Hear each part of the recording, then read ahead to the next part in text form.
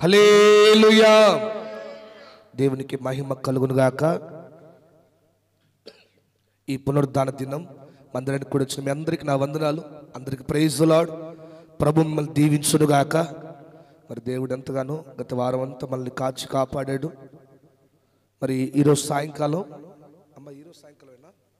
ఈరోజు సాయంకాలం ఎలీషమ్మ ఇంట్లో ప్రార్థన ఉంటుంది.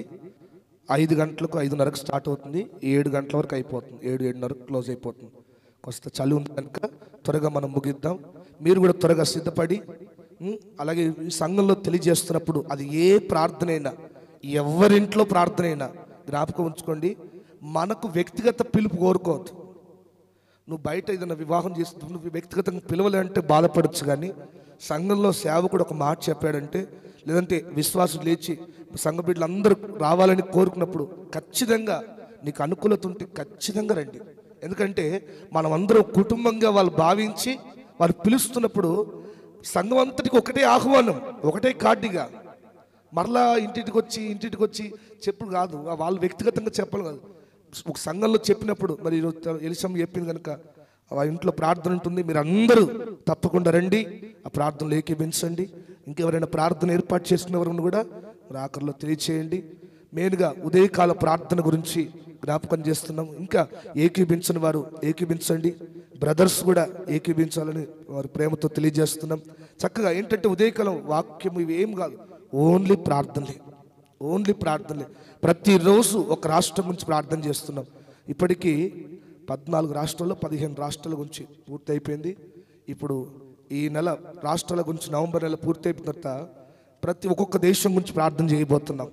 కనుక ఈ ప్రార్థన టీంలో, ప్రార్థన గ్రూప్లో మనం అందరం ఉండడం మనకు ఆశీర్వాదం. ఆ ప్రార్థన మన కుటుంబాలకు ఎంతో దీవెన. హల్లెలూయా. శబ్దం గట్టిగా హల్లెలూయా, హల్లెలూయా. దేవునికి మహిమ కలుగును గాక. ఈ సమయంలో నేరుగా దేవుని వాక్యంలోకి వెళ్దాం. అందరూ బైబిల్లో తెరిచి మత్తయి సువార్త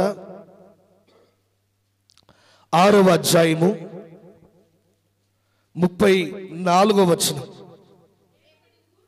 రేపటిని గూర్చి చింతింపకుడి, రేపటి దినము చాలు. హల్లెలూయా. మరొక రెఫరెన్స్ అలాగే 1 పేతురు 5వ అధ్యాయము 7వ వచనం. 1 పేతురు 5:7. 1 పేతురు. మీ చింత యావత్తు ఆయన మీద వేయుడి. హల్లెలూయా. శబ్దం గట్టిగా సంతోషంగా చేతులు పైకెత్తి స్వరమే శబ్దం గట్టిగా హల్లెలూయా, హల్లెలూయా. ఈ పూట ఒక చక్కటి మాట ప్రభు మనతో మాట్లాడుతున్నారు. గత వారం ఏ వాక్యం దేవుడు మనతో మాట్లాడి చెప్పండి? ప్రత్యేకపరచుట. ఎవరెవరిని దేవుడు ప్రత్యేకపరిచాడో, ఎందుకు ప్రత్యేకపరిచాడో 3 అనుభవాల గురించి మనం విన్నాం. వారితో ఆయన ఉండాలని, వారికి అధికారం ఇవ్వాలని, సువార్త ప్రకటించే గుంపులో వారిని నిలబెట్టాలని దేవుడు వారిని ప్రత్యేకపరిచినట్టుగా మనం విన్నాం. అలాగే ఈ నెల కూడా దేవుడు మనకు మంచి వాగ్దానం ఇచ్చాడు.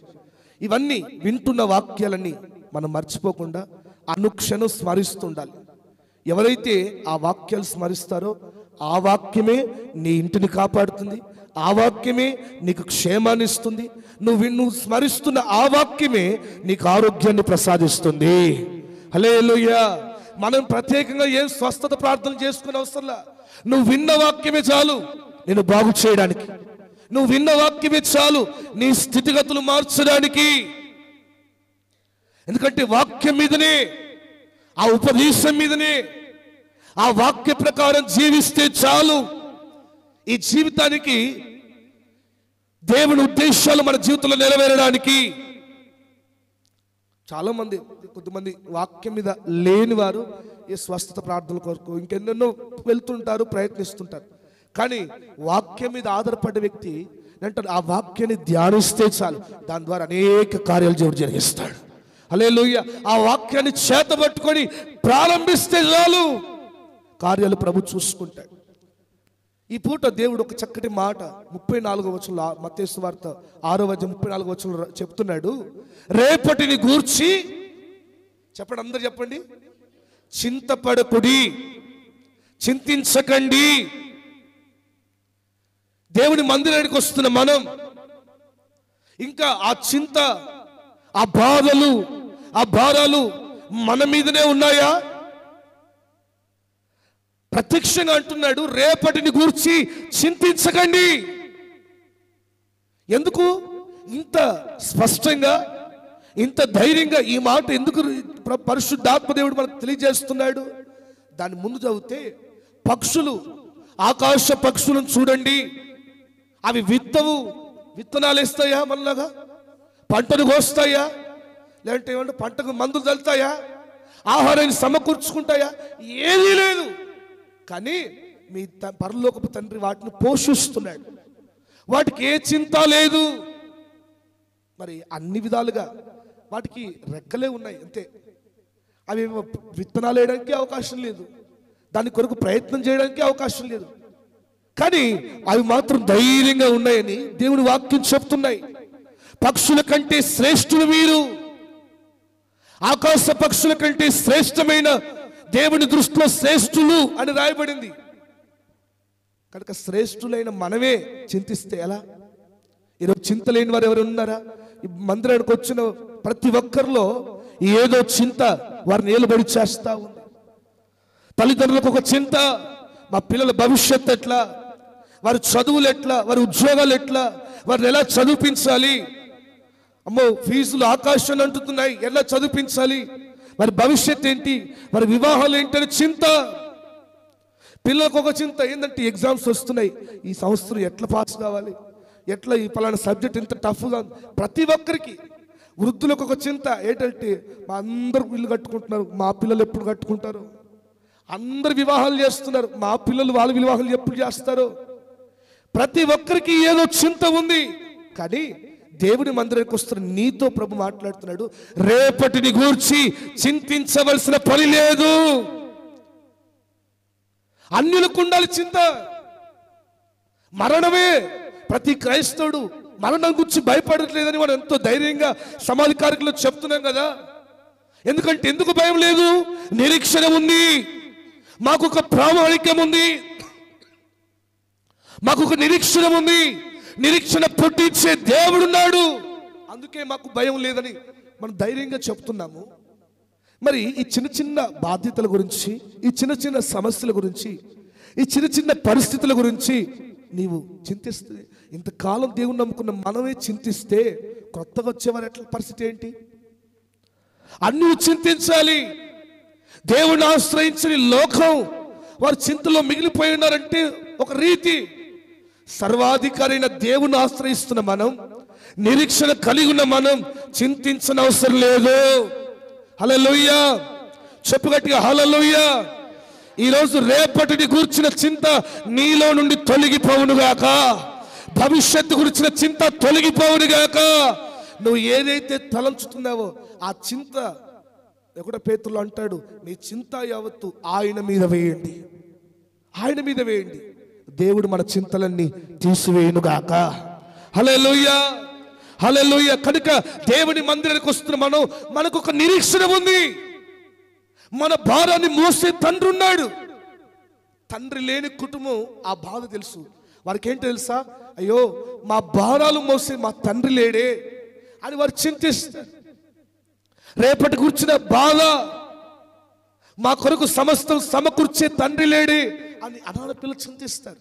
నేనంటాను, మనం అనాథలు కాదు, మనల్ని అనాథలుగా విడిచిపెట్టే దేవుడు కాదు, మనల్ని అనాథ పరిస్థితుల్లో విడిచిపెట్టే దేవుడు కాదు. మనల్ని ఏ పరిస్థితిలోనైనా, ఏ మిక్కటమైన సమస్యలో అయినా, ఏ మిక్కిలిమైన పరిస్థితిలో అయినా ఆదుకునే తండ్రి ఉన్నాడు. హల్లెలూయా, ఆదుకునే దేవుడు ఉన్నాడు. తండ్రిని కలిగిన మనం ధైర్యంగా బ్రతకాలి. తండ్రిని కలిగిన మనం నిశ్చింతగా బ్రతకాలి. మన భారాన్ని మోసే తండ్రి ఉన్నాడు, మన పిల్లల భారాన్ని మోసే తండ్రి ఉన్నాడు. ధైర్యం కలిగి బ్రతుకు అని దేవుని వాక్యం ఇంత స్పష్టంగా, అందుకే అంత కాన్ఫిడెంట్గా చెప్తా ఉంది, రేపటిని గురించి చింతించకండి. ఒక 3 విషయాలు చెప్తాను, ఎందుకు చింతించొద్దు. లోకమంతా చింతిస్తున్నట్టుగా మనం కూడా చింతిస్తున్నాం కదా. లోకానికి మనకు ఏం వ్యత్యాసం ఉంది? అందరూ బాధలు పడినట్టు మనం బాధలు పడుతున్నాం. అందరూ పంటలకు వస్తుందో రాదో, అమ్మ వర్షాలు వస్తూ ఉన్నాయి, వాతావరణం మారుతూ ఉంది, ఈ సంవత్సరం పంట చేతికి వస్తుందో రాదని భయపడినట్టుగా దేవుని మందిరానికి వస్తున్న నీవు భయపడుతున్నావు, అన్నిటి గురించి బాధపడుతున్నావు. ఎందుకు చింతించొద్దో ఒక మాట జ్ఞాపకం చేస్తాను. మొట్టమొదటిగా నీవు దేవుని మందిరానికి వస్తున్న నీవు, దేవుణ్ణి వెంబడిస్తున్న నీవు ఎందుకు చింతించిన అవసరం లేదంటే, మొట్టమొదటిగా నీ పేరు ఆయనకు తెలుసు. హల్లెలూయా, హల్లెలూయా. నేను ఒక భక్తుని గురించి చదువుతున్నప్పుడు నాకెంతో, ఈ వాక్యం సిద్ధపడుతున్నప్పుడు, శుక్రవారం రోజు ఈ యొక్క వాక్యం సిద్ధపడుతున్నప్పుడు నాకు ఎంతో ధైర్యం అనిపించింది. నిజమే, మనమెవరో ఆయనకు తెలుసు. ఎందుకు చింతించిన అవసరం అంటే, నీ పేరు ఆయనకు తెలుసు, నీ బాధ ఏంటో ఆయనకు తెలుసు, నీ వేదన ఆవేదన ఏంటో దేవునికి తెలుసు. నీ మనసులో నువ్వు దేని గురించి ఆలోచిస్తున్నావో, దేని గురించి కంట నిండా కన్నీళ్లు పెట్టుకుంటూ నిద్ర కూడా లేకుండా బాధపడుతున్నావో దేవునికి తెలుసు. దేవునికి తెలుసు కనుక నువ్వు చింతించిన అవసరం లేదు. నీ పేరు దేవునికి తెలుసు కనుక నువ్వు చింతించిన అవసరం లేదు. నీ పేరు తెలియకపోతే నువ్వు చింతించాలి. నీవెవరో దేవునికి తెలియకపోతే, దేవుని మనసులో నీ పేరు లేకపోతే, దేవుని మనసులో నీకు స్థానం లేకపోతే, దేవుని హృదయంలో నీకు చోటు లేకపోతే అప్పుడు చింతించాలి. సాధారణంగా చూడండి, లోకల్ లీడర్స్ ఇప్పుడు అసలు కరెక్టే ఉంటారు, ఎమ్మెల్యేలు మినిస్టర్లు వాళ్ళు మామూలుగా ఉంటారు. కానీ ఈ లోకల్ లీడర్స్ చూడండి, వాళ్ళు ఎంత ధైర్యంగా ఉంటారు, ఎంత రఫ్గా మాట్లాడతారు, ఎంత కాన్ఫిడెంట్. ఏంటి ఆ ధైర్యం అంటే, మా వెనుక మా అధికారి ఉన్నాడు, మాకు ఎమ్మెల్యే ఉన్నాడు, మా మినిస్టర్ ఉన్నాడు, మినిస్టర్కి మేము తెలుసు, పలానా ఎమ్మెల్యేకి మేము తెలుసు, మాకు ఆయన తెలుసు అని ఎంతో ధైర్యం. ఎంత పోలీసులు పట్టుకున్నా కూడా వాళ్ళు భయపడరు. ఎందుకు తెలుసా? మేము ఎమ్మెల్యే మనసులో, మేము ఎమ్మెల్యేకి తెలుసు, మేము మినిస్టర్ తెలుసు. ఈ లోక మనుషులు తెలిసిన వాళ్ళే దేని గురించి భయపడకుండా అంత ధైర్యంగా ఉంటే, సర్వాధికారి అయిన దేవుడి హృదయంలో స్థానం సంపాదించుకున్న నువ్వెంత ధైర్యంగా ఉండాలి, ఎంత నిశ్చింతగా ఉండాలి, ఎంత కాన్ఫిడెంట్గా నువ్వు అడుగులు వేయాలి. బైబిల్లో మనం చూస్తే ఒక భక్తుడు ఉన్నాడు, ఆయన పేరు చదవండి.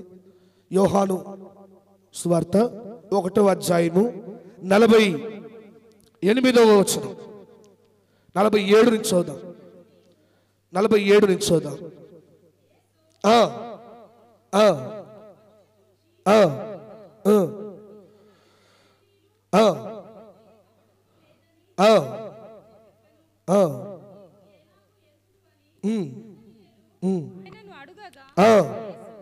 ఫిలిప్పు నిన్ను పిలువకమునుపే నీవు అంజూరపు చెట్టు క్రింద ఉన్నప్పుడే నిన్ను చూచితిన నేను. హల్లెలూయా. చేతులపై యుద్ధం గట్టి హల్లెలూయా, హల్లెలూయా. ఇక్కడ ఒక భక్తుడి గురించి మనం యోహాను సువార్తలో రాయబడి ఉంటుంది. ఒక్కొక్క శిష్యుడు ఎలాగ దేవుని సేవకు వచ్చాడో అవన్నీ విషయాలు ఈ 4 సువార్తలు మనం చూస్తాం. ఒక్కొక్క శిష్యుడు దేవుడు ఎలాగ అతను పిలిచాడో మనం చూసాం. అయితే ఈ భక్తుని పేరు నతానీయేలు. చెప్పండి, ఏం పేరు? నతానీయేలు. ఈయన అంజూరపు చెట్టు కింద కూర్చొని దేని గురించో బాధతోనో వేదంతోనో అక్కడ కూర్చొని ఉన్నాడట. అతని దగ్గరికి ఫిలిప్పు వెళ్ళాడు. ఫిలిప్ అనే యవనస్తుడు వెళ్ళి, నతానీయేల్, నువ్వు బాధపడడం అవసరం లేదు, మెస్సయ్య ఎవరో మాకు తెలిసింది, ఆ దేవుని కుమారుడు ఎవరో మాకు తెలిసింది, ఆయన వచ్చాడు, ఆయన ఎవరో కాదు, నజరేయుడైన యేసు, ఆయన మన ప్రాంతానికి వచ్చాడు, వెళ్దామంటే అప్పుడు నతానీయేలు అంటాడు, నజరేతులో నుంచి ఏదైనా మంచిది కలదా అంటే ఒక్కసారి వచ్చి చూడు అని అంటాడు. సరే వెళ్ళి చూద్దాం అనుకొని వస్తున్నాడు. నతానీయేలు ఫిలిప్ కలిసి వస్తున్నారు. యేసు ప్రభు అంత దూరం నుంచే చూస్తూ నతానీయేలును చూస్తూ, ఇదిగో ఇతడు నిజముగా ఇశ్రాయేలుడు, ఇతని యందు ఏ కపటము లేదు. చూడండి, ఇప్పుడు మనం కూర్చున్నాము, ఎవరైనా తెలియని వ్యక్తి మందిరికి వస్తే ఆ వ్యక్తి ఎవరు, ఆ వ్యక్తి ఏ ఒక్క ప్రాంతానికి చెందినవాడు, ఆ వ్యక్తి స్వభావం ఎటువంటిదో నువ్వు చెప్తావా? మందిరానికి ఎవరో ఒకరు వస్తుంటారు, ఎవరు ఎటువంటి వారో, ఎవరు ఎటువంటి స్వభావం ఉన్నవారో మనకు తెలుస్తుందా? వారు మందిరంలో భక్తిగా ఉండొచ్చు, బయట ఎలా ఉంటుందో మనకు తెలియదు. పోనీ బయట ఎలాగ ఉండొచ్చు, మందిరంలో ఎట్లా ఉంటారో మనకు తెలియదు.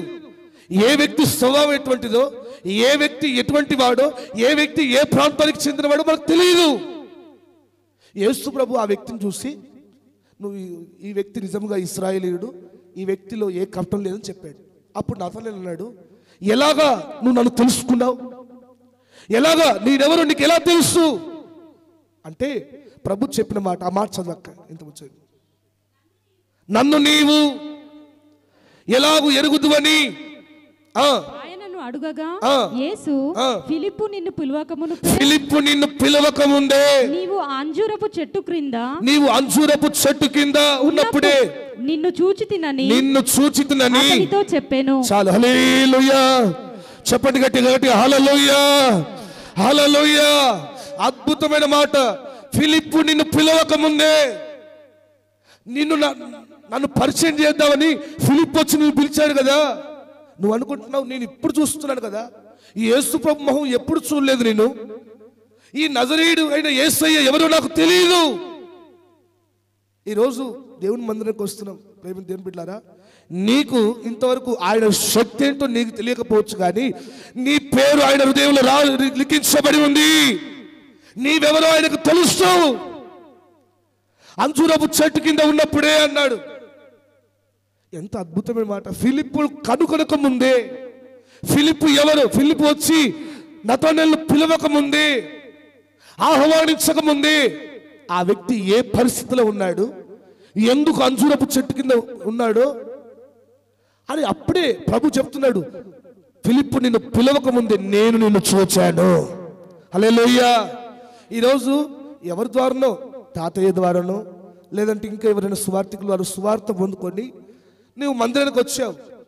అయితే నువ్వు సువార్త పొందక ముందే, తల్లి గర్భమందు రూపించబడక ముందే నిన్ను ఆయన చూసిన దేవుడు. నిన్ను ఆయన చూశాడు కనుక నువ్వు చింతించిన అవసరం లేదు. నీవెవరో ఆయనకు తెలుసు, చింతించిన అవసరం లేదు.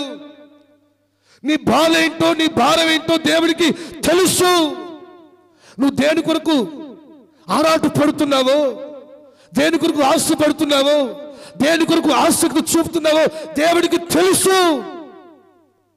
ఈరోజు మందిరానికి వచ్చి నువ్వు అనుకుంటున్నావు, నేను ప్రార్థన చేస్తున్నా దేవుడు ఆలకించట్లా, నేను ఎన్నిసార్లు ప్రయత్నించట్లా, ఎన్నిసార్లు ప్రయత్నించినా ఒక్కసారైనా ప్రతిఫలం రావట్లా, ఎన్నిసార్లు ప్రయత్నాలు చేస్తున్నాను ఒక్కటన్నా సక్సెస్ కావట్లా, దేవుడు నన్ను చూడట్లేదు ఏమంటున్నాను. నేను అంటున్నాను, దేవుడు నువ్వు నీ ఆలోచన పుట్టక ముందే దేవుడికి తెలుసు నీ జీవితంలో ఏం చేయాలో. నీ హృదయంలో ఆలోచన రాకముందే, నీ హృదయంలో ఆ తలంపు రాకముందే, నువ్వు ఆ ప్రయత్నం ప్రారంభించక ముందే, నువ్వు ఆ ప్రయాస పడకముందే దేవుడికి తెలుసు నీకు ఏది శ్రేష్టమైంది, నీ జీవితంలో ఏది తగినది, ఏ అవకాశం నిన్ను హెచ్చించేది, ఏ ప్రయత్నం నిన్ను ఘనమైన విజయాలు సాధించేటట్టు చేసేది, నీ భవిష్యత్తు ఏంటో దేవుడికి తెలుసు. నువ్వు ఆలోచించక ముందే అన్ని సమస్తాన్ని ఎరిగిన దేవుడు మనకున్నాడు. హల్లెలూయా హల్లెలూయా. మరి ఇంకా చింతిస్తావేంటి? ఎంత అద్భుతమైన మాట. నీవెవరో యేసయ్యకు తెలుసు. ఆయన హృదయంలో నీకు చోటు ఉంది. ఆయన హృదయంలో నీ గురించిన ఆలోచన ఎప్పుడో దేవుడు లిఖించి పెట్టాడు. ఈ మాట తెలుసుకున్న నతనేలు, ఆ మాట విన్న నతనేలు ఆశ్చర్యపోయాడు. నేనెవరో నన్ను చూచిన దేవుడు ఆయన, నేనెవరో నన్ను పిలవక ముందే, నీకు రాకముందే నేను ఇంటిలో ఏ బాధతో బాధపడుతున్నాను, ఏ రోగంతో బాధపడుతున్నాను, ఎవరికి చెప్పుకోలేని సమస్యల మధ్య నేను ఇరుక్కుపోయాను, నువ్వు బాధపడుతూ మందిరానికి వచ్చావా? నీవెవరో దేవుడికి తెలుసు. నిశ్చయముగా నువ్వు బాధపడుతున్న ఆ బాధను, నువ్వు భరిస్తున్న ఆ భారాన్ని నిశ్చయముగా నీ నుండి తొలగించగల శక్తి గల దేవుడు మన దేవుడు. హల్లెలూయా. చెప్పు గట్టిగా హల్లెలూయా. అంటాను, ఒక మినిస్టర్ తెలిసిన వ్యక్తి ఎంతో ధైర్యంగా ఉంటే, ఎంతో అసలు ఏ సమస్య గురించి భయపడకుండా, ఎవరికి భయపడకుండా, ఎవరినైనా ఎదురించి మాట్లాడేంత ధైర్యం కలిగి ఉంటే, సర్వాధికారి అయిన దేవుడు తెలుసుకున్న నీవు, సర్వాధికారి అయిన యేసయ్యకు నీవెవరో తెలుసు. మరి నువ్వెంత ధైర్యంగా ఉండాలి? నిన్ను చూసి బాధ వెనక్కి వెళ్ళిపోవాలి. నిన్ను చూసి నీ మీద పడాల్సిన ఆ భారం అది వెనుకకు మళ్లించబడాలి. నిన్ను చూసి నీ మీదకి రావాల్సిన, నువ్వు బాధపడవలసిన అనారోగ్యం అది వెనుకకి వెళ్ళిపోవాలి. అవి వెనకడుగు వేయాలి. ఎప్పుడు తెలుసా? నువ్వు నిరీక్షణ కలిగి నాకు తండ్రి ఉన్నాడు, నాకు చింతించిన అవసరం లేదని నువ్వు ధైర్యం కలిగి నిలబడ్డప్పుడు నీ మీదికి రావాల్సిన ఆ భారం అది వెనకడుగు వేయబోతా ఉంది. చప్పట్లు కొడుతూ దేవుని నామం మహిమపరచు. గట్టిగా గట్టిగా గట్టిగా నీ మీదికి రావాల్సిన రోగం వెనకడుగు వేయబోతా ఉంది. నిన్ను వేదన పెట్టాల్సిన మనుషుల ఆలోచనలు వెనకడుగు వేయబోతా ఉన్నాయి. హల్లెలూయా, హల్లెలూయా. దావీదు అందుకే చిన్న ప్రార్థన చేశాడు. ప్రభువా, నన్ను బాధ పెట్టాలని, నన్ను పడగొట్టాలని, నన్ను చంపివేయాలని అహీతోపెలు అనే వ్యక్తి ఆలోచన చేస్తా ఉన్నాడు, ప్రయత్నం చేస్తా ఉన్నాడు. నిజానికి ఆ టైంలో అహీతోపెలు వచ్చేది ఉంటే దావీదు పని అవుట్. ఎందుకంటే దావీదు కృంగిపోయి ఉన్నాడు, బలహీనమైపోయి ఉన్నాడు. అందుకే ప్రార్థన చేస్తా ఉన్నాడు, దేవా అహీతోపెలు ఆలోచన తారుమార్చే. అంటే దేవుడు అంత గొప్ప దేవుడు. ఆలోచిస్తున్న శత్రువు ఆలోచన అది క్రియల్లోకి రాకముందే ఆలోచన నుంచే దేవుడు తారుమారు చేస్తాడట. హల్లెలూయా, హల్లెలూయా. అహీతోపెలు ఆలోచన తారుమారైపోయినట్టుగా నేను అంటాను, నిన్ను బాధ పెట్టాలని చూస్తున్న శత్రువుల ఆలోచనలు తారుమారు కాబోతా ఉన్నాయి. నిన్ను వేధిస్తున్న శత్రువుల ఆలోచనలు తారుమారు కాబోతా ఉన్నాయి. నీ మీద పనిచేస్తున్న దెయ్యపు శక్తులు తారుమారు కాబోతా ఉన్నాయి. దేవుడు మనకున్నాడు. హల్లెలూయా, హల్లెలూయా. దేని గురించి దుఃఖపడనవసరం లేదు, దేని గురించి కృంగిపోనవసరం లేదు. మరి ఇంకా కృంగిపోతావేంటి? ఒక పాస్టర్ గారు ఒక అనారోగ్యం వచ్చి కొన్ని రోజుల తరబడి మంచం మీదనే ఉన్నారట. ఆరోగ్యం బాగాలేదు. చాలా మంది వచ్చి చూసిపోతున్నారట. ఏంటట? చాలా మంది వచ్చి చూసిపోతున్నారు. అయితే ఆయనకు బాగా దూరపు స్నేహితుడైన ఒక స్నేహితుడు, మోజెస్ అనే ఒక స్నేహితుడు వచ్చి చూడ్డానికి వచ్చాడట. చూసి పాస్టర్ గారు ఎలా ఉన్నారు అంటే, ఇప్పుడు కొంచెం పర్లేదు అన్నాడట. అంటే అవునా? పాస్టర్ గారు అంటే అక్కడ బైబిల్ని తీసుకున్నాడట. తీసుకొని ఒక మాట చదువుతావా అన్నాడట. చదువుతాను చెప్పండి, మీకు ఆదరణ కలిగించే మాట ఏంటో చెప్పండి, నేను చదువుతానడట. సాధారణంగా ఈయన అనుకున్నాడు, ఏదో యెషయా 66 ఉంటుంది కదా, ఒక తల్లి వాడిని ఆదరించినట్టు నేను మిమ్మల్ని ఆదరిస్తాను, ఆ మాట చదవమంటాడో లేదంటే ఇంకే మాట చదవమంటాడో అనుకున్నాడట. ఈ పాస్టర్ గారు అన్నారు, 1వ దినవృత్తాంతాలు 1వ అధ్యాయం అన్నాడట. తీసాడు, చదువు అన్నాడట. చదివితే అది పెద్ద అధ్యాయం. చదవడం మొదలు పెట్టాడు. దాంట్లో ఇప్పుడు సాధారణంగా రెగ్యులర్గా బైబిల్ చదవని వారికి ఏమైనా కొత్త పదాలు కనబడితే స్పష్టంగా చదవలేరు.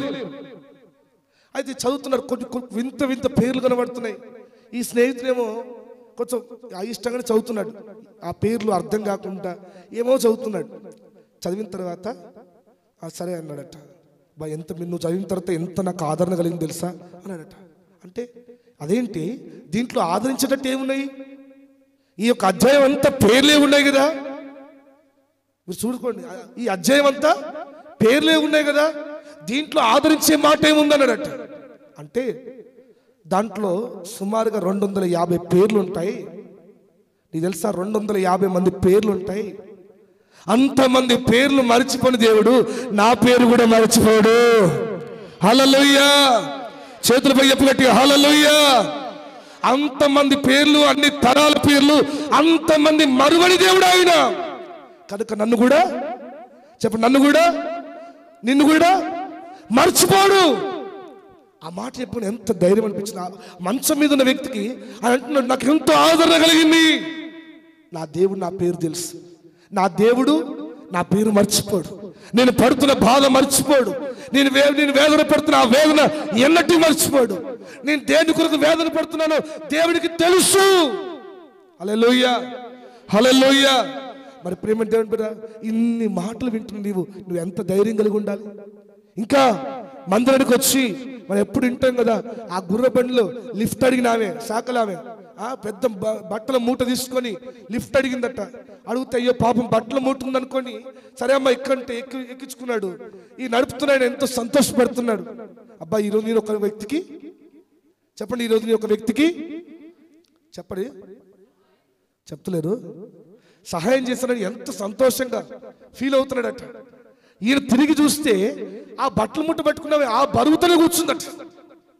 ఇప్పుడు చాలా మంది అట్లాగా ఉన్నారు, చాలా మంది అలాగే కనబడుతున్నారు. మందిరానికి వస్తున్నావు కానీ ఇంకా ఈ అనారోగ్యం అనే మూట, నీ కలత కలవరం కన్నీరు అవన్నీ నీ మీదనే పెట్టుకొని వస్తా ఉన్నావు. నీ మీదనే ఆ భారాన్ని పెట్టి మోస్తా ఉన్నావు. నీ మీదనే ఆ బాధ్యతలను పెట్టుకుని మోస్తా ఉన్నావు. నీకు భారాన్ని మోసే తండ్రి ఉన్నాడని ధైర్యం కలిగి అడిగి ఇంకా భారాన్ని మోస్తావేంటి? నీ పేరు దేవుడికి తెలుసు.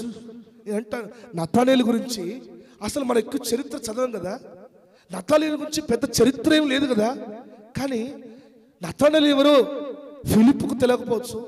నతానేలు పడుతున్న బాధ ఏంటో ఫిలిప్పును పిలవడానికి వచ్చిన ఫిలిప్పుకు, తన దగ్గర బంధువైన ఫిలిప్పుకు తెలియకపోవచ్చు. కానీ ఫిలిప్పును పిలిచిన దేవుడు కూడా ఆ శక్తి గల దేవుడికి తెలుసు.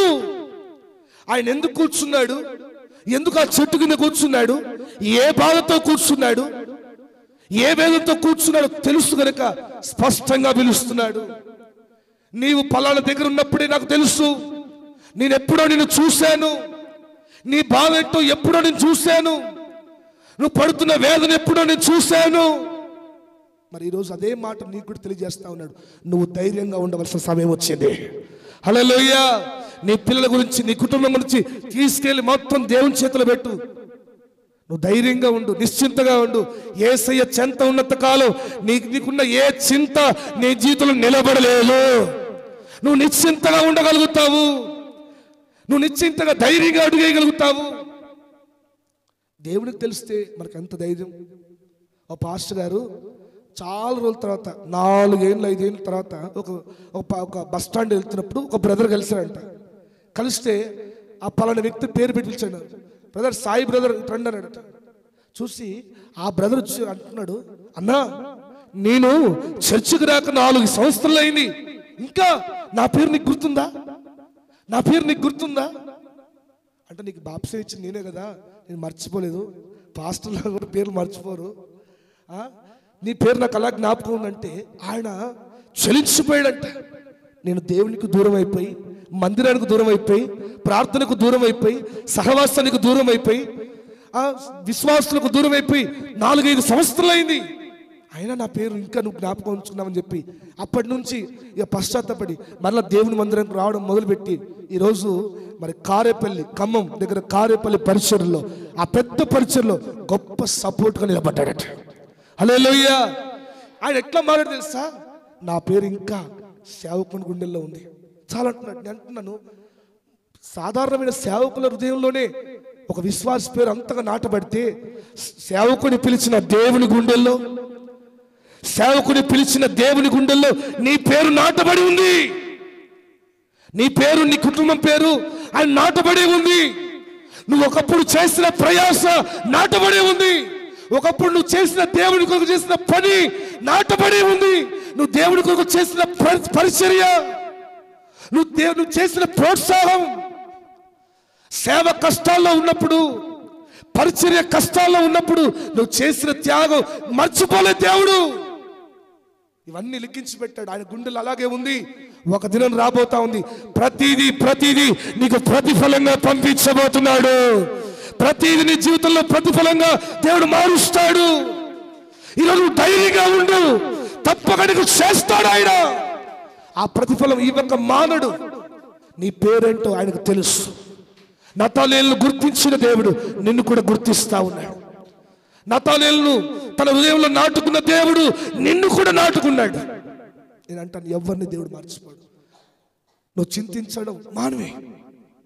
నతానేలు పేరేంటో తెలిసిన దేవుడు, తన బాధ ఏంటో తెలిసిన దేవుడు, ఎక్కడ కూర్చున్నాడు చూసిన దేవుడు, ఎవరు పిలవక ముందే గుర్తించిన దేవుడు, నిన్ను కూడా గుర్తిస్తాడు. పలానా టైం అని నిర్ణయించి పెట్టాడు. తప్పక ఆ సమయంలో నీకు రావాల్సిన ప్రతిఫలం, నీకు రావాల్సిన ఘనత, నీకు రావాల్సిన విజయం, నీకు రావాల్సిన విడుదల, నీకు రావాల్సిన క్షేమాన్ని తప్పక ఇస్తాడు. ఒక దినం రాబోతా ఉంది. హల్లెలూయా, హల్లెలూయా. తప్పక నువ్వు చేసిన ప్రయాస మనుషులు మర్చిపోయినా, సేవకులు మర్చిపోయినా, సంఘం మర్చిపోయినా, విశ్వాసులు మర్చిపోయినా దేవుడు మర్చిపోలేదు. ఈరోజు నమ్ముతున్నావా? దేవుడు నువ్వు పాడిన పాట మర్చిపోలేదు, నువ్వు చేసిన పరిచర్య మర్చిపోలేదు, ఎవరిని మర్చిపోడు ఆయన. ఇప్పుడు ప్రతి వారం లైవ్ ఇంత వెళ్తుందంటే ఆ చిన్నోడు సన్ని నిలబడి తీస్తా ఉన్నాడు. దేవుడు మర్చిపోడు. సంగీతం వాయిస్తున్న బిడ్డలను దేవుడు మర్చిపోడు. ఆరాధిస్తున్న దేవుడి బిడ్డలను దేవుడు మర్చిపోడు. ఈ పరిచయం చేస్తున్న బ్రదర్స్ దేవుడు మర్చిపోడు. ఎవరిని మర్చిపోడు. ఒకనొక టైం నిర్ణయించి పెట్టాడు. నువ్వు చేసిన దానికి 1000 రెట్లుగా నీకు ప్రతిఫలం రాబోతా ఉంది. 1000 నీ చేతులకు ప్రతిఫలాన్ని ఇవ్వబోతా ఉన్నాడు. నీ కుటుంబం ఆ ప్రతిఫలం అనుభవించబోతా ఉంది. గట్టిగా చప్పట్లు కొట్టు దేవుని స్తుతిద్దాం గట్టిగా. ఆ ప్రతిఫలాన్ని మొదటి దినాల్లో నువ్వు చేసిన కష్టం దేవునికి ప్రతిఫల రూపంగా పంపించబోతా ఉన్నాడు ఆయన. నువ్వు చూడబోతా ఉన్నావు. ఆ విడుదల అనుభవించబోతా ఉన్నావు. దేవుడు తప్పక చేయునుగాక. దేవుడు తప్పక చేయునుగాక. ఈరోజు నువ్వెందుకు చింతించాలని అవసరం లేదు తెలుసా? నీ పేరేంటో ఆయనకు తెలుసు, నీవెవరో ఆయనకు తెలుసు, నీ బాధ ఏంటో ఆయనకు తెలుసు, నువ్వు దేని కొరకు వేదన పడుతున్నావో దేవుడికి తెలుసు. కనుక నువ్వు చింతించని అవసరం లేదు, కనుక నువ్వు వేదన పడిన అవసరం లేదు. దేవునికి తెలవకపోతే వేడమనపడ. దేవునికి నువ్వు అనుకుంటున్నావు నేను చెప్పనంత కాలం దేవుడు తెలియదు అనుకుంటున్నావు. నీ గుండెల్లో గూడు కట్టిన విషయం ఎప్పుడో దేవుడికి తెలుసు. కనుక నువ్వు ధైర్యంగా ఉండు. నతానేలును ఎలాగైతే పిలిచాడో, నతానేలును ఎలాగైతే చూశాడో నిన్ను కూడా చూశాడు ఆయన. కనుక నువ్వు ధైర్యంగా జీవించు. రెండవదిగా ఎందుకు చింతించిన అవసరం లేదో ఈ మాట జ్ఞాపకం చేద్దాం.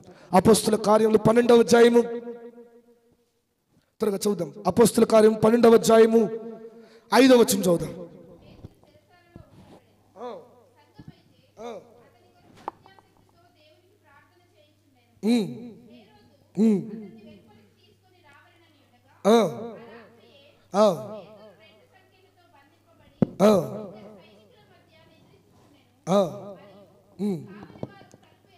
కావలి వారు తలుపు ఎదుట చాలు. హల్లెలూయా. కొంచెం గట్టిగా చెప్పు, గట్టిగా హల్లెలూయా.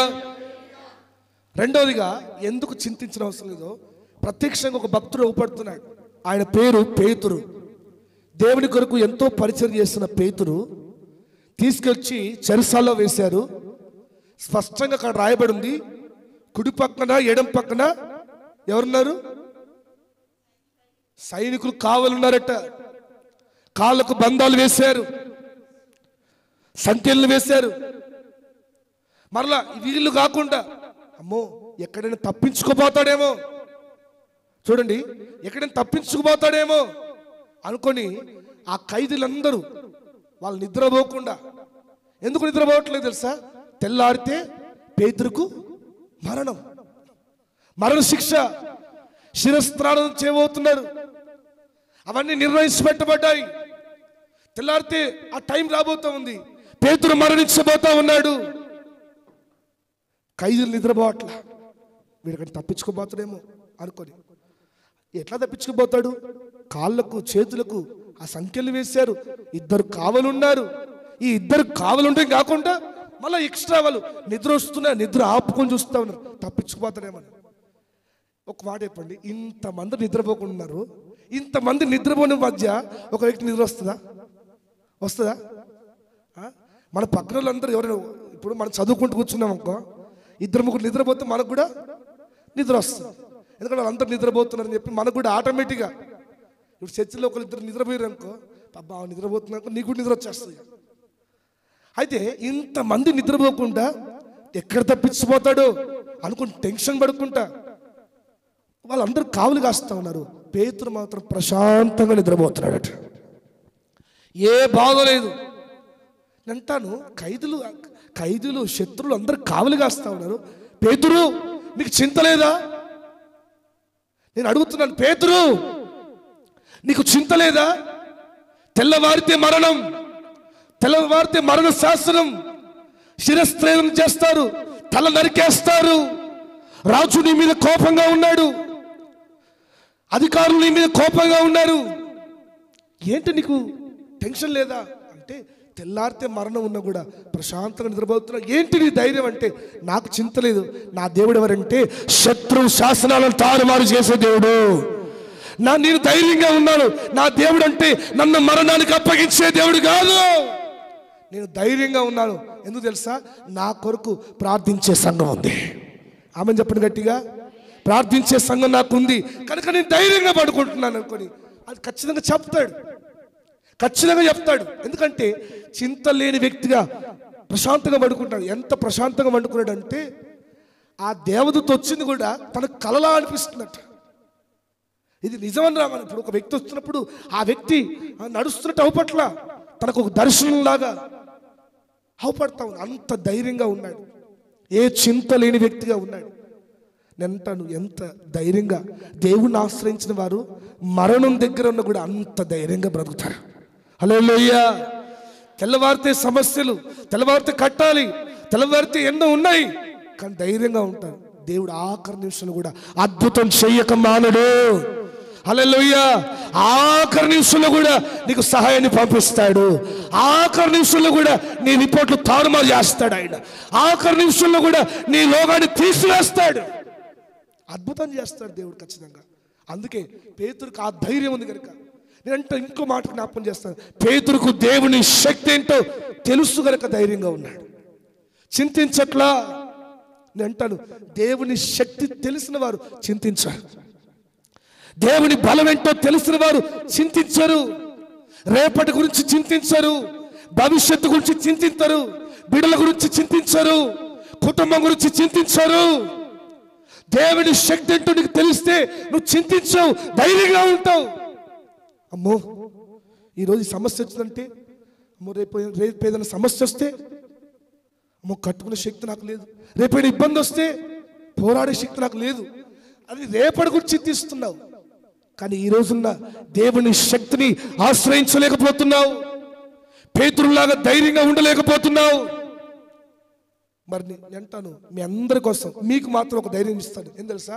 పేతురు కొరకు ప్రార్థించే సంఘం ఉన్నట్టుగా మీ అందరి గురించి ప్రార్థించే బిడ్డలు ఉన్నారు. చప్పలు కొట్టండి గట్టిగా. హల్లెలూయా. నిజంగా మన సంఘ బిడ్డల్లో చాలా మంది మేము ఈ ప్రార్థన స్టార్ట్ పెట్టినప్పటి నుంచి సంఘంలో ఎంతో మంది గురించి ప్రతిరోజు ప్రార్థన చేయబడతాయి. పురుషులు ప్రార్థన చేస్తున్నారు, స్త్రీలు ప్రార్థన చేస్తున్నారు. ఉదయకాలం 4 గంటల నుంచి 5:30 వరకు సుమారుగా ఒక 18 మంది, ఒకరోజు 20 మంది అందరూ ప్రార్థన చేస్తూనే ఉంటారు. ఒకరోజు వస్తే అవకాశం, ఇంకో రోజు వస్తుంది. ఆ ఫోనే అవి ఆటోమేటిక్ కట్ అయిపోతున్నాయి. ఏంటంటే 1 అవర్ దాటితే అవి ఎక్కువసేపు ఉండదంట. మేము కట్ చేయట్లేదు, అవే కట్ అయిపోతున్నాయి. హల్లెలూయా. మీ కొరకు ప్రార్థన చేసే బిడ్డలు ఉన్నారు, మీరు ధైర్యంగా ఉండొచ్చు. ఎగ్జామ్స్ రాసే బిడ్డలు, మీ కొరకు ప్రార్థన చేసే బిడ్డలు ఉన్నారు కనుక మీరు ధైర్యంగా మూవ్ కాండి. మీరు ఏదైతే ముందడుగు ఏగబోతున్నారో ధైర్యంగా ఉండండి. పేతురు ధైర్యంగా ఉన్నట్టుగా మనం ధైర్యంగా ఉండొచ్చు. రేపటి ఏమవుతుందో, రేపటి గురించి ఎందుకు భయపడుతున్నావు? మరి రేపు ఉద్యోగాలు వస్తే రావు, పలానా గ్రూప్ తీసుకుంటే వస్తుందో రాదు, రేపు ఎట్లుంటుందో స్పష్టంగా అంటున్నాడు. రేపటి గురించి చింత తీసివేయండి. నేను ఒక సేవకుడు చెప్పగా విన్నాను. ఒక రాజు గారు ఉన్నారు. ఆ రాజు గారి దగ్గరికి ఒక సమావేశం జరుగుతూ ఉంది. మంత్రులు, ప్రజలు, రాజు అందరూ వచ్చున్నారు. ఆ యొక్క దేశంలో మ్యాజిక్ చేసే వ్యక్తి ఉన్నాడంట. మ్యాజిక్ చేసే వ్యక్తి, మ్యాజిక్ అంటారు కదా, మ్యాజిక్ చేస్తారు. ఇప్పుడు ఏమి లేకుండా పావురాలు తీస్తూ ఉంటారు. మ్యూజిషియన్ మ్యాజిక్ చేసే వ్యక్తులు వచ్చాడంట. వచ్చి ప్రతిసారి నేను మ్యాజిక్ చేస్తున్నాను, ఈసారి కొత్తగా చేద్దామని చెప్పి ఏదైనా మాయం చేద్దాం అనుకొని ఏం చేద్దామని ఆలోచిస్తూ రాజుగారి కిరీటాన్ని మాయం చేశారట. రాజుగారి కిరీటాన్ని మాయం చేశారట. ఇక అందరు మీకులాగా నవ్వారట. చాలామంది నవ్వినట్టుగా నవ్వుతా ఉన్నారు. రాజుగారు చూడు కిరీటం లేదు నవ్వుతున్నారట. అప్పటిదాకా మంచి గౌరవించిన రాజుగారు ఆ వ్యక్తిని ఒక్కసారిగా కోపం వచ్చి, ఈ వ్యక్తిని తీసుకెళ్ళి చెరసాల వేయండి, ఈ వ్యక్తిని తీసుకెళ్ళి ఈ వ్యక్తికి మరణ శాసనం విధించండి అన్నాడట. అంటే ఒక్కసారిగా సంతోషించమని అందరూ మౌనమైపోయారు. తీసుకెళ్ళి ఆ వ్యక్తిని జైల్లో వేశారు. 7 రోజుల్లో మరణం, 7 రోజులు ఆ వ్యక్తికి ఉరివేస్తారు. ఆ వ్యక్తి జైల్లో ఎట్లున్నాడు, అందరూ వాళ్ళ కుటుంబ సభ్యులు అందరూ కూడా ఈ వ్యక్తి అనవసరంగా ఏదో ఒకటి చేస్తాడు, ఏదో ఒక సమస్య ఇంటి మీద తీసుకొస్తాడు అని వాళ్ళ భార్య పిల్లలు ఏడుస్తున్నారట. అయ్యో నా భర్త అన్నం తినడం లేదని చెప్పి భార్య అన్ని భోజనం సిద్ధం చేసి తీసుకొచ్చిందట. తీసుకొస్తే ఈయన ఆల్రెడీ భోజనం చేసి పేతురు పండుకున్నట్టే ప్రశాంతంగా పండుకున్నాడట. పేతురు ఎట్లయితే ప్రశాంతంగా నిద్రపోతున్నాడు అట్లాగే నిద్రపోతున్నాడట. ఏంటి మీకు వారం ఇంకో 4 రోజుల్లో ఉరివేస్తారు, నువ్వు ఇంత ధైర్యంగా పండుకున్నావేంటి అంటే ఇంకా 4 రోజులు ఉంది కదా అన్నట్టు. ఇంకా 4 రోజులు అనుకొని అరే మరి భోజనం చేయాలంటే ఇక్కడే ఫుల్గా భోజనం చేశాను, ప్రశాంతంగా పండుకున్నాను అని చెప్పాడట. అరే ఏంటి అందరూ ఏడుస్తున్నారట. అయ్యో వాళ్ళ తల్లి వచ్చి ఏడుస్తా ఉంది, తండ్రి వచ్చి ఏడుస్తా ఉన్నారు. ఏంటి నీకు పిచ్చి పట్టిందా, అనవసరంగా ఏదో ఒకటి మాయం చేస్తే నువ్వు రాజుగారి కోపం తెచ్చే పని చేస్తావని తిడుతున్నారట. ఆయన మాత్రం ప్రశాంతంగా ఉన్నాడు. వాళ్ళు వెళ్ళిపోయారు. తెల్లవారితే ఉరేస్తారు. మరొక్కసారి పిల్లలందరూ వచ్చారట. తెల్లారితే నాన్న చచ్చిపోతారా అనుకుని అందరూ వాళ్ళ పిల్లలు వాళ్ళ తల్లిదండ్రులు అందరూ వచ్చి చివరి చూద్దాం అనుకొని వస్తే ఇంకా ప్రశాంతంగా సంతోషంగా ఏ టెన్షన్ లేకుండా నిద్రపోతున్నాడు, అక్కడ ఉంటున్నాడట. అరే తెల్లవారితే ఉరేస్తారు కదా అంటే ఏగా నాకేం ధైర్యం ఉంది అన్నట. తెల్లవారింది, ఆ ఉరేసే టైం వచ్చింది. రాజుగారు వచ్చారు గుర్రం మీద, ఇంకా అందరూ వచ్చేసారు. ఉరివేసే టైంకి వచ్చిన తర్వాత అప్పుడు రాజుగారు అన్నట్ట, ఇంకేంటి నీ చివరి కోరిక ఏంటంటే నువ్వు అనవసరంగా నన్ను బాధ పెట్టి ఈరోజు మరణంకి ఎక్కుతున్నావు కదా అంటే, అయ్యా నా బాధ దీని కొరకు కాదు, ఒక్క బాధ మిగిలిపోయింది అయ్యా అన్నాడట. ఏంటంటే నేను మెజిషియన్ కదా, కొత్త కనిపెడుతుంటాను. నేను గుర్రం మీద ఒక కొత్త మెజిషియన్ కనిపెట్టాను, రెక్కల గుర్రాన్ని తయారు చేద్దాం అనుకున్నాను, కానీ అదొక్కటి సగం దాకా వచ్చింది, మిగిలిపోయింది అయ్యా, సర్లే ఏం చేద్దాం అన్నాడట. రాజు అంటున్నాడట, రెక్కల గుర్రమా, అరే రెక్కల గుర్రం ఉంటే ఎగురుకుంటూ వెళ్ళిపోవచ్చు అనుకోని. ఎంత టైం పడుతుందంటే సంవత్సరం టైం పడుతుంది అన్నట. సంవత్సరం టైం పడుతుందా, సరే అరే మీరు సంవత్సరం తర్వాత ఉరివేయండి, రెక్కల గుర్రం తయారు చేసిన తర్వాత ఉరివేయండి అన్నట. సరే అనుకొని వెళ్ళిపోయారు. ఇక ఇంటికి రిలీజ్ చేశారు. భార్య అంటుంది, నీకేం పిచ్చి పట్టిందా, సంవత్సరం చెప్పావు 10 సంవత్సరాలు చెప్తేంది, ఈ సంవత్సరం అని ఎందుకు చెప్పావు అంటే సంవత్సరం ఉంది కదా చూద్దాంతే అన్నాడట. అట్లా 6 నెలలు గడిచిపోయింది. ఆ సంవత్సరంలో 6 నెలల తర్వాత ఆ రాజుకి ఏదో రోగం వచ్చి ఆ 6 నెలల్లో గుండెపోటు వచ్చి చనిపోయాడట. మరణం పోయింది, శాసనం పోయింది, అన్నీ పోయింది. నేను అంటాను, ఆ యొక్క మరణం ఎట్లయితే తప్పిపోయిందో పేతురు కూడా అదే ధైర్యంగా ఉన్నాడు. రేపటి గురించి చింత లేదు. ఇది ఒక కథ కావచ్చు, కానీ నేను అంటాను పేతురు విషయంలో సాక్షాత్తు నెరవేరింది. రేపు జరగవలసిన మరణం అకస్మాత్తుగా దేవదూతలను దేవుడు పంపించాడు. అకస్మాత్తుగా సహాయం చేయడానికి దేవదూతలను పంపించాడు. నేను అంటాను అకస్మాత్తుగా నీ జీవితంలో కూడా తప్పక సహాయం చేయడానికి దేవుడు ఎవరినో లేవనెత్తబోతా ఉన్నాడు. హల్లెలూయా, హల్లెలూయా. నీ జీవితంలో సహాయం ఆలస్యం కాదు కనుక చింతించకు. దేవుని శక్తిని తెలుసుకున్న నీవు చింతిస్తే అవమానం. దేవుని బలమేంటో, దేవుడు ఎంతటి ఘన కార్యము చేశాడో ఒక సాధారణమైన స్త్రీ రాహాబు తెలుసుకొని ధైర్యంగా ఉన్నది, మీ దేవుడు ఎంత గొప్పవాడు అని ఒక అన్యులు అంటున్నారండి. కానీ దేవుణ్ణి తెలుసుకున్న బిడ్డలు మాత్రం ఆ 12 మందిలో 10 మంది మాత్రం చెడ్డ సమాచారం తీసుకొస్తున్నారు. అమ్మో రేపు మనకు విజయం రాదు, వారు మనకంటే బలవంతులు, వారు మనకంటే శక్తిమంతులు. ఈ ఇద్దరు మాత్రం వాళ్ళు ఏమంటున్నారు తెలుసా, ఈ ఇద్దరు మాత్రం ఏమంటున్నారంటే వారు మనకంటే కాదు అంటే దేవుని శక్తి ముందు వారు శక్తిమంతులు కారు. హల్లెలూయా. చేతులపై చెప్తాం గట్టి హల్లెలూయా. ఆ 12 మంది వేగుల వాళ్ళు ఇద్దరు మాత్రం ధైర్యంగా చెప్తున్నారు, దేవుని శక్తి ముందు వారు పెద్ద గొప్పేం కాదు. మరి నువ్వు ఎప్పుడైనా చెప్పావా, అమ్మో పెద్ద సమస్య అంటే దేవుని నడితే కాదయ్యా, పెద్ద సమస్యని గొప్ప చేస్తున్నావు, దేవుని గొప్ప చేయలేకపోతున్నావు. నేను అంటాను నువ్వు చింతించిన అవసరం లేదు, నీ కొరకు ప్రార్థించే బిడ్డలు ఉన్నారు. మరి నీ ఇంటిలో ఒక్క వ్యక్తి అయినా ప్రార్థించే వ్యక్తి ఉన్నారా? నీ ఇంటిలో ఒక్క వ్యక్తి ఉంటే చాలు సమస్యలు అపాయాలను దాటించడానికి, దేవుడు తారుమారు చేయడానికి. చాలా మంది జీవితాల్లో కుటుంబాలు ఒక్కరు కూడా ప్రార్థన చేస్తున్నారు. ఒక్కరు కూడా భారం కలిగి ఉదయకాలు తెచ్చి ఇంటిలో వారి కుటుంబం గురించి, పిల్లల గురించి భారం కలిగి చేసేవారు ఉన్నారా?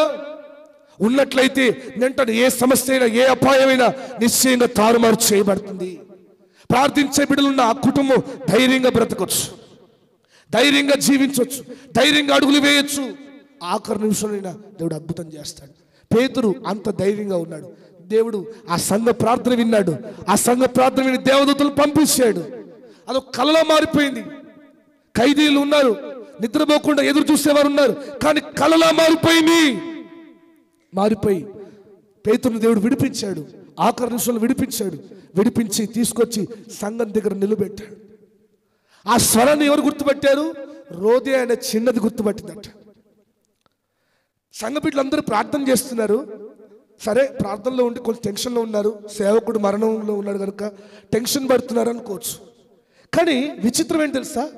రోదే అనే చిన్న చెప్తా ఉంది, అమ్మా ఇది పేతురు స్వరమే, ఇది పేతురు స్వరమే అని ఎంత చెప్పినా వీళ్ళు గుర్తిస్తలేరు. ఆగు అని పిచ్చిదారులాగా చూస్తున్నారట. అంటే వారు చేసిన ప్రార్థన మీద వాళ్ళకే ఏం లేదు, అవసరం ఏం లేదు, నమ్మకం లేదు. ఈరోజు చాలా మంది మందిరంలో ప్రార్థన చేస్తున్నారు, కానీ వాళ్ళు చేసే ప్రార్థన మీద వాళ్ళకే నమ్మకం లేదు.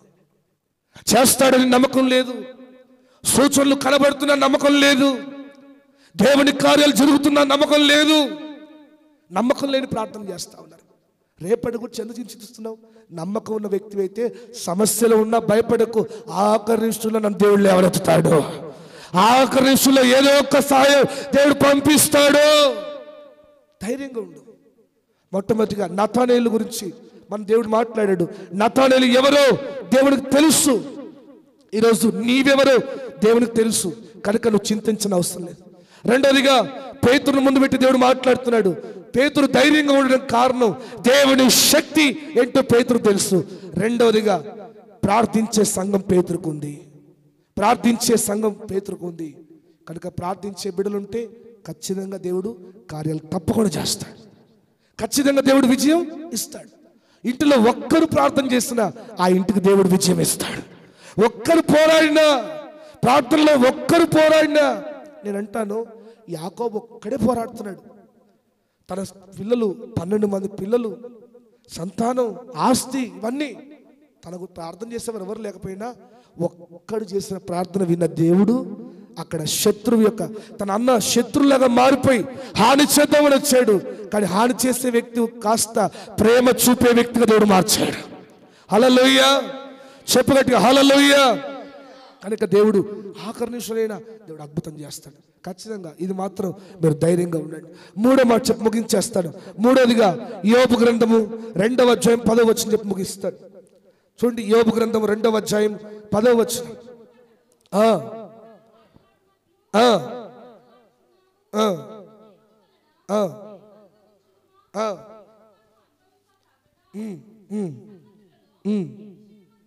ఏ విషయమందును యోబు నోటి మాటతోనైనను పాపం చేయలేదు. హల్లెలూయా, చెప్పు గట్టి హల్లెలూయా. నీవు చింతించిన అవసరం లేదు. మొట్టమొదటిగా నీ పేరు దేవుడికి తెలుసు. రెండవదిగా నువ్వు చింతించిన అవసరం లేదు. దేవుని శక్తి తెలుసుకుంటే, పేతురు జీవితంలో దేవుని శక్తి తెలుసుకున్న పేతురు ధైర్యంగా ఉన్నాడు. ప్రార్థించే సంఘం ఉన్న పేతురు ధైర్యంగా ఉన్నాడు. కనుక నీవు కూడా ధైర్యంగా ఉండు. మూడోదిగా యోబు విషయంలో మనం చూస్తే సమస్తాన్ని కోల్పోయాడు, 10 మంది పిల్లల్ని కోల్పోయాడు, ఆస్తిని కోల్పోయాడు, తనకున్న సకలం అన్ని కోల్పోయినా అంటాను యోబు అక్కడ రాయి ఉంటుంది. ఒక్క నోటి మాట విషయంలో కూడా యోబు పాపం చేయలేదు. దేవుడు అన్యాయం చేసినని చెప్పలేదు. ఎంత అద్భుతమైన మాట చూడండి. దేవుడు అన్యాయం చేసినని చెప్పాడా? చెప్పలేదు. నేను అంటాను యోబు అన్ని కోల్పోయాడు, తన భార్యకున్న చింత కూడా యోబుకు లేదు. అమ్మ వింటున్నారా? భార్య చింతిస్తూ ఉంది. ఏంటి ఆ చింత కాస్త ఎంత ఎక్కువైపోయిందంటే యోబునే అంటుంది, ఇంకెంతకాలం దేవుడు నీతిమంతుడు అంటావు, దేవుడు దేవుడు అని ఇంకెంతకాలం అంటావు? సేవ సేవ అని, పరిచర్య పరిచర్య అని, మందిరం అని ఇంకెంతకాలం అంటావు? దేవుని అని సావు అన్నది. అంతగా ఫ్రస్ట్రేషన్ పెరిగిపోయింది.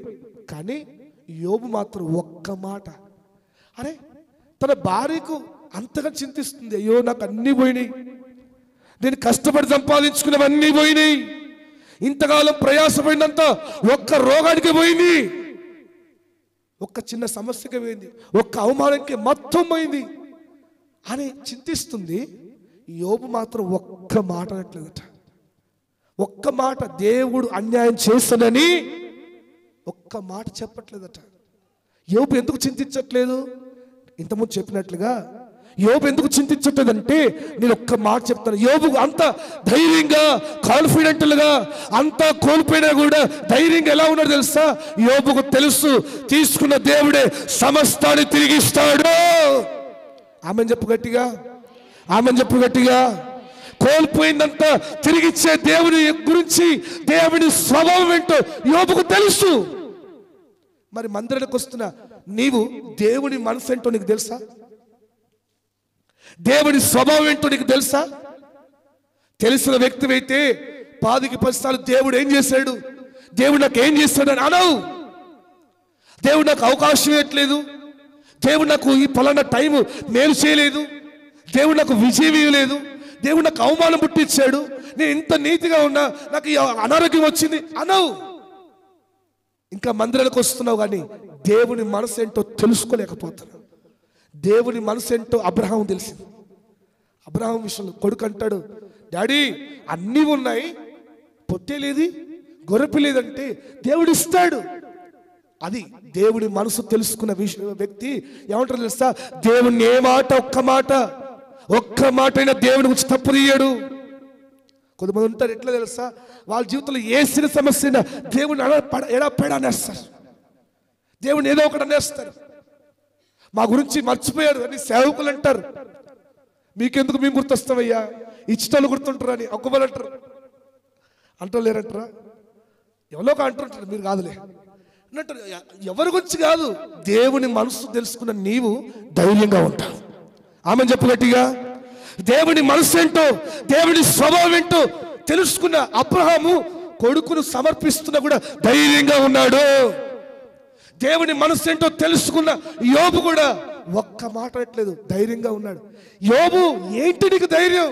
నా దేవుడు నన్ను అన్యాయం చేసే దేవుడు కాదు, నాకు తీసుకున్న దానికంటే 2 దేవుడు ప్లాన్ చేస్తున్నాడు. దేవుడు అందుకే ఆఖరిలో దేవుడు ఇచ్చాడు. ఆఖరి నిమిషంలో యోబు కోల్పోయిందంట తిరిగి ఇచ్చాడు. యోబు ధైర్యం ఏంటో తెలుసా? దేవుడు అన్నిటి మేలు చేశాడు, అన్ని పోగొట్టాడు, కానీ నా యొక్క ప్రార్థన జీవితాన్ని పోగొట్టలేదు. నేను నాకు రోగం వచ్చింది, ఈ శరీరానికి అంత రోగం వచ్చింది, కానీ దేవుని స్తుతించే నోటికి మాత్రం ఏ రోగం రాలేదు. దేవుని స్తుతించడానికి దేవుడు నా గొంతు మాత్రం, నా స్వరాన్ని మాత్రం అలాగే ఉంచాడు. ధైర్యం కలిగి ఉన్నాడు, చింత లేదు. దేవుని మనసు తెలుసుకున్న వారికి, దేవుని స్వభావం తెలుసుకున్న వారు ఎన్నటికీ చింతించారు. అయ్యో ఇంకా ఇంతకాలమైంది దేవుడు ఏ మేలు చేయట్లేదు, ఒక గర్భఫలం ఇవ్వట్లేదు అని చింతించారు. ఇంతకాలం అయితే వివాహాలు కావట్లేదని చింతించారు. ఇంతకాలం అయితే ఒక్క ఇల్లు దేవుడి పట్ల చింతించారు.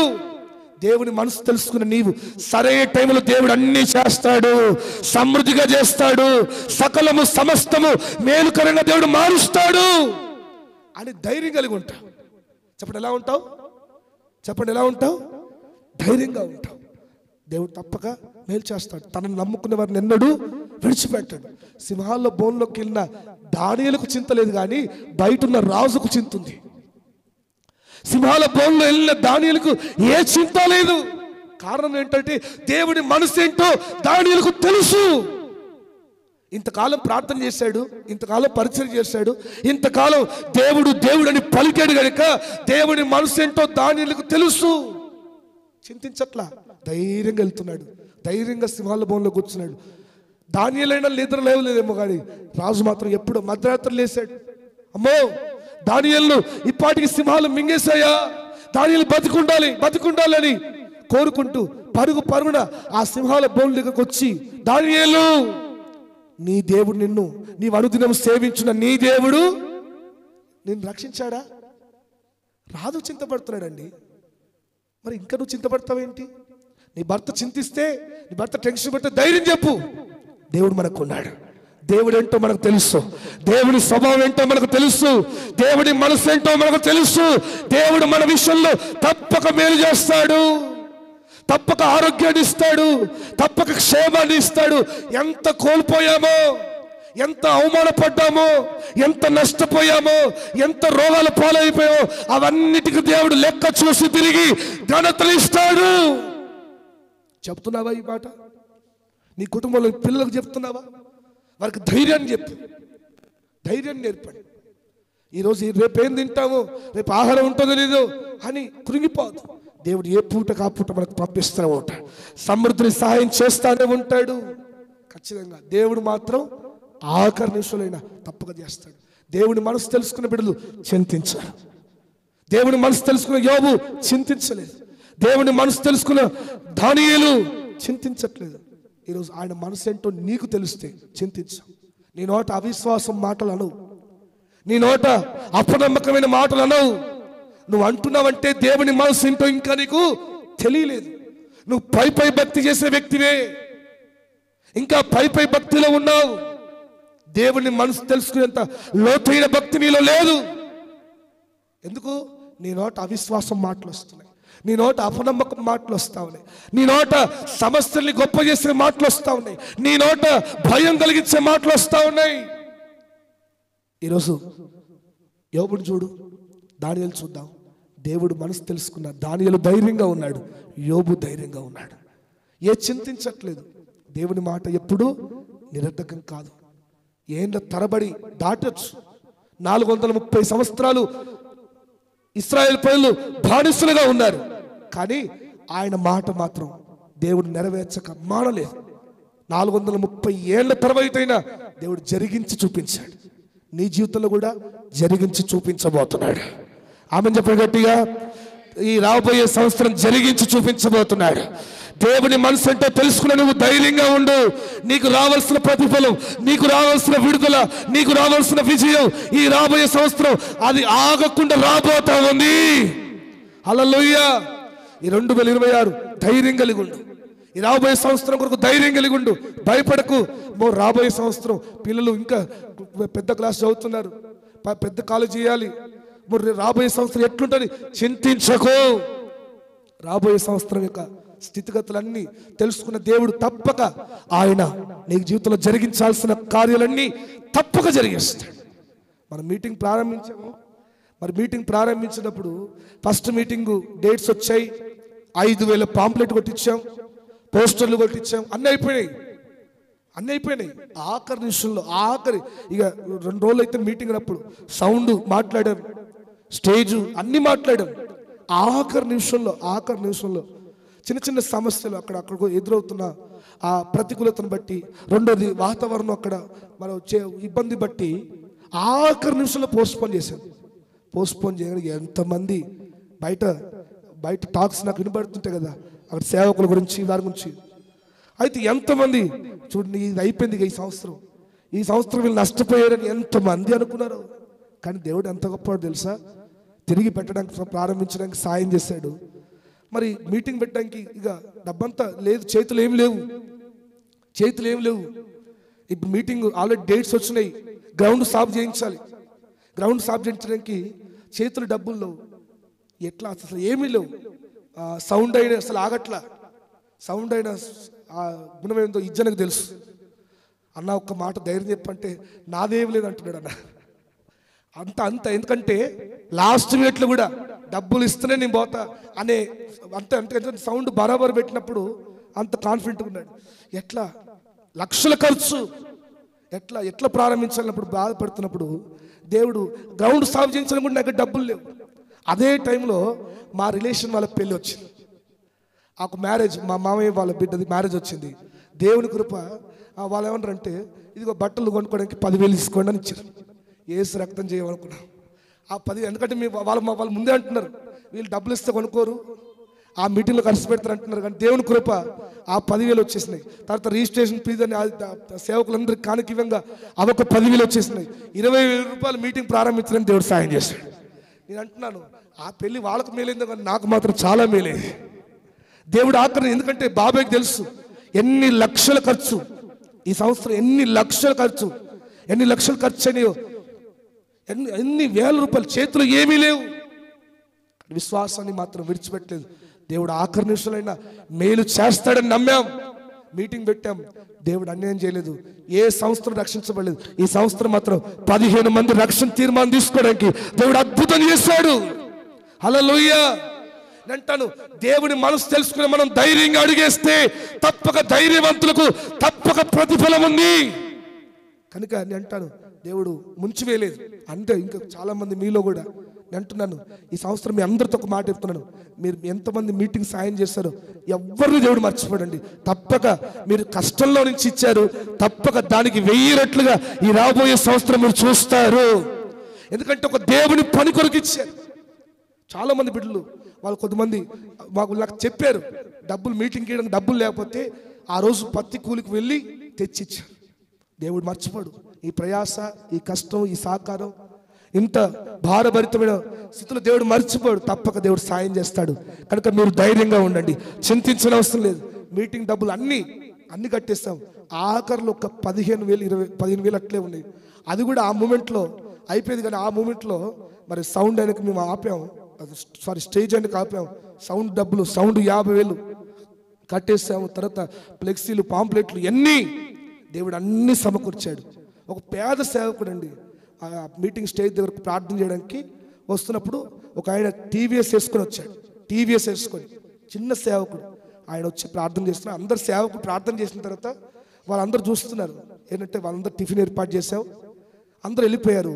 ఈయన మాత్రం ఉన్నాడు. ఏదో తక్కువైందేమో అన్న, టీ తాగుతారండి అని చెప్తే కూర్చున్నారు. టీ తాగిన తర్వాత చిన్న బైబుల్, ఆ కొత్త నిబంధనలు ఉంటుంది కదా, చిన్న బైబుల్ తెచ్చాడు. దాని నుంచి ఒక చిన్న కవర్ తీసి ఇది నా తరపున కానుక అని చెప్పాడు. సాధారణంగా సేవకులు ఇంకో సేవకునికి అస్సలు ఇయ్యరు. ఒక సేవకుడు ఇంకో సేవకునికి అస్సలు ఇయ్యరు. అది లోకల్ సేవకులు అయితే అస్సలు ఇయ్యరు. ఏదైనా నష్టమైపోతేనేమో చూస్తారేమో, కానీ మేలు కొరకు చూసేవాళ్ళు చాలా తక్కువ మంది. చిన్న సేవకుడు, చిన్న పరిచర్య, వాళ్ళకి ఇల్లు కూడా సరిగ్గా లేదు. కానీ ఆయన వచ్చి అన్నాడు, మీరు ప్రతి సంవత్సరం పెడుతున్నప్పుడు మేము ఎంతో బలపడుతున్నాం అన్నాడు. నాకు చాలా సంతోషం అనిపించింది. ఇట్లా ఎంతోమంది వారి కష్టంలో నుంచి ఇచ్చారు. దేవుడు మర్చిపోలేదు. తప్పక దానికి ప్రతిఫలాన్ని దేవుడు తప్పక ఇస్తాడు. హల్లెలూయా. కనుక ఈరోజు ధైర్యంగా ఉండు. రేపటిని గురించి చింతించకు. రేపటిని గురించి ఏం జరుగుతుందని చింతించకు. రేపటి భవిష్యత్తు గురించి టెన్షన్ పడకు. నిరీక్షణ కలిగిన బిడ్డల వల్లే ధైర్యంగా ఉండు. ఎందుకు ధైర్యంగా ఉండాలి తెలుసా? ఎందుకు చింతించదు తెలుసా? నీ పేరేంటో దేవునికి తెలుసు. రెండవదిగా, దేవుని శక్తి ద్వారా జరిగిన కార్యాలు, జరిగిన పేతురు జీవితం చూడు. పేతురు ఎలాగైతే ధైర్యంగా ఉన్నాడు, దేవుని శక్తి ఏంటో పేతురుకు తెలుసు. ప్రార్థించే సంఘం ఉన్న వ్యక్తి కనుక ధైర్యంగా ఉన్నాడు. మూడవదిగా, దేవుని మనసు ఏంటో తెలిసిన యోబు ధైర్యంగా ఉన్నాడు. దేవుని మనసు ఏంటో తెలిసిన, దేవుని స్వభావం ఏంటో తెలిసిన దానియేలు ధైర్యంగా సింహాల బోన్లో, సమస్యల బోన్లో అడుగుపెట్టాడు, విజయం సాధించుకొని వచ్చాడు. కనుక ఈరోజు దేవుని స్వభావం ఏంటో తెలిసిన నీవు ధైర్యంగా ఉండు. దేవుడు నీ జీవితంలో తప్పక నీ చింతలన్నీ ఈ సంవత్సరం తీసివేయునుగాక. నువ్వు నూతన సంవత్సరం ధైర్యంగా అడుగు వేయుదుగాక. దేవుడు ఆ కార్యం జరిగించి నీ జీవితంలో మేలు జరిగించునుగాక. ప్రార్థన చేద్దాం. అందరం మోకరించి ఒక చిన్న ప్రార్థన చేద్దామా?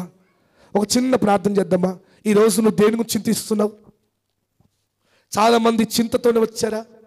మా పిల్లల జీవితంలో ఏం జరుగుతుంది, మా కుటుంబంలో ఏం జరుగుతుంది, ఇది నా పరిస్థితులు ఏంటి,